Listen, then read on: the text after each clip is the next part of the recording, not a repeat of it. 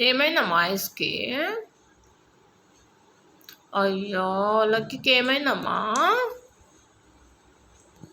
నీ డ్రెస్ బాగుంది. ఎవరు తెచ్చిర్రు? అమ్మ. ఎవరు తెచ్చిర్రు? అమ్మ. అమ్మ. అమ్మ. అమ్మ. అమ్మ.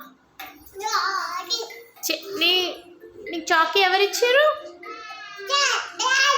అమ్మ. డాడీయా? అమ్మ బాబాయ్ భయం వేసింది.